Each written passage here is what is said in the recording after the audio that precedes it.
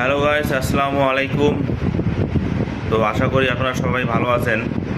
তো আজ একটি বিষয় আপনাদের সঙ্গে শেয়ার করব, এই জন্যে আজকে এই ভিডিওটা মূলত করা।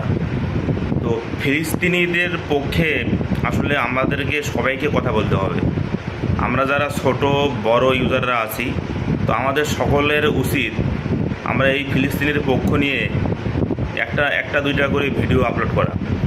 এতে করে যেমন যদিও কিছু হবে না, তারপরেও আমাদের আমরা যে ফিলিস্তিনিদের পক্ষে আছি এটা একটা জানানোর একটা দরকার আছে। কারণ তো আমরা যেহেতু মুসলমান, শুধু এটা মুসলমানের দায়িত্ব না, যদি কারো বিবেক থাকে তো এই আপনারা দেখবেন তাদের যে বর্বরতা, যে কিভাবে মানুষ হত্যা করতেছে, কিভাবে ছোট বাচ্চাদের হত্যা করতেছে।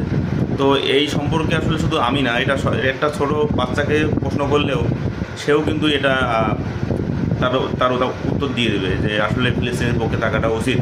তো আমি এই জন্যই বলতেছি, আমি মুসলমান। তো যেহেতু মুসলমান ছাড়াও যারা অন্য জাতির লোকেরা আছে, তাদেরও বিবেকে একটু লাড়া দেওয়ার মতো এমন ঘটনা ঘটাইতেছে তারা।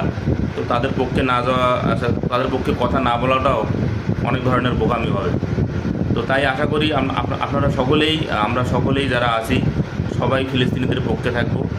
তো এতে যেমন কিছু হবে না, তারপরও তাদের পক্ষে থেকে তাদেরকে সাহস জোগানোটাও আমাদের একটা বড় দায়িত্বে পড়ে।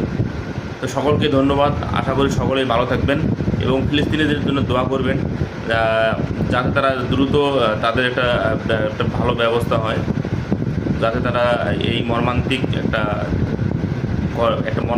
একটা সময় যেটা পার করতেছে, যেন এটা তাদের দ্রুত গতিতে ভালো হয়ে যায় আর তারা যেন ভালোভাবে থাকতে পারে।